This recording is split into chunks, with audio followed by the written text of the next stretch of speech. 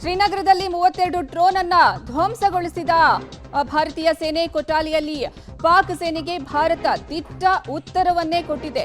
ಶ್ರೀನಗರದಲ್ಲಿ 32 drone ಧ್ವಂಸಗೊಳಿಸಿದ ADS ಶ್ರೀನಗರದಲ್ಲಿ ಧ್ವಂಸ ಮಾಡಿದೆ. ಕೊಟಾಲಿಯಲ್ಲಿ ಪಾಕ್ ಸೇನೆಗೆ ಭಾರತೀಯ ಸೇನೆಯಿಂದ ದಿಟ್ಟ ಉತ್ತರವನ್ನೇ ಕೊಡಲಾಗಿದೆ.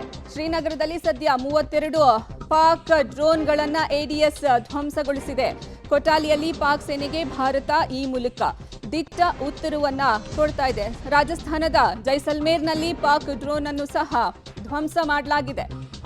ಇನ್ನು ಆವಂತಿಪೋರಾದಲ್ಲೂ ಸಹ ಪಾಕ್ ಡ್ರೋನ್ ಅನ್ನ ಉಡೀಸ್ ಮಾಡುವಂತಹ ಕೆಲಸವನ್ನ ಭಾರತೀಯ ಸೇನೆ ಮಾಡಿರೋದು. ಈವರೆಗೂ 100ಕ್ಕೂ ಹೆಚ್ಚು ಡ್ರೋನ್ಗಳು ಉಡೀಸ್ ಮಾಡಲಾಗಿದೆ ಭಾರತೀಯ ಸೇನೆಯಿಂದ. ಇವತ್ತು ಸಹ ಪಾಕಿಸ್ತಾನದಿಂದ ಅಟ್ಯಾಕ್ ಮುಂದುವರಿಸಲಾಗ್ತಾ ಇದೆ. ರಾಜಸ್ಥಾನದ ಜೈಸಲ್ಮೇರ್ನಲ್ಲಿ ಪಾಕ್ ಡ್ರೋನ್ ಅನ್ನ ಧ್ವಂಸಗೊಳಿಸಿದೆ. ಆವಂತಿಪೋರಾದಲ್ಲಿ ಪಾಕ್ ಡ್ರೋನ್ ಅನ್ನ ಸಹ ಧ್ವಂಸಗೊಳಿಸುವಂತಹ ಕೆಲಸವನ್ನ ಭಾರತೀಯ ಸೇನೆ ಮಾಡ್ತಾ ಇರೋದು. ಇನ್ನು ಪಾಕಿಸ್ತಾನ ಇವತ್ತು ರಾತ್ರಿ ಆಗ್ತಿದ್ದಂಗೆ ತನ್ನ ದಾಳಿಯನ್ನ ಮುಂದುವರಿಸಿದೆ. ಹೀಗಾಗಿ ಭಾರತೀಯ ಸೇನೆ ಸಹ ಆಕ್ಟಿವ್ ಆಗಿದೆ. ಇನ್ನು ಏರ್ ಡಿಫೆನ್ಸ್ ಸಿಸ್ಟಮ್ ಸಹ ಆಕ್ಟಿವ್ ಆಗಿದ್ದು ಅಲ್ಲಿ ಡ್ರೋನ್ಗಳನ್ನ ಹೊಡೆದು ಉರುಳಿಸುವಂತಹ ಕೆಲಸವನ್ನ ಮಾಡ್ತಾ ಇದೆ.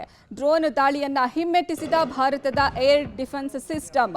ಪಾಕ್ನಿಂದ ಡ್ರೋನ್ ಹಾಗೂ ಶೆಲ್ನಿಂದ ಅಟ್ಯಾಕ್ ಅನ್ನ ಮಾಡಲಾಗಿದೆ. ರಾಜಸ್ಥಾನ, ಶ್ರೀನಗರ ಹೀಗೆ ಎಲ್ಲಾ ಕಡೆಯಲ್ಲೂ ಟಾರ್ಗೆಟ್ ಅನ್ನ ಇಟ್ಕೊಂಡು ಪಾಕಿಸ್ತಾನದಿಂದ ಡ್ರೋನ್ ದಾಳಿಗಳನ್ನ ಮಾಡ್ತಾ ಇದೆ. ಹೀಗಾಗಿ ನಮ್ಮ ಏರ್ ಡಿಫೆನ್ಸ್ ಸಿಸ್ಟಮ್ನಿಂದ ಅದನ್ನು ಹೊಡೆದು ಉರುಳಿಸುವಂತಹ ಕೆಲಸವನ್ನು ಸಹ ಮುಂದುವರಿಸ್ತಾ ಇದೆ ಭಾರತೀಯ ಸೇನೆ.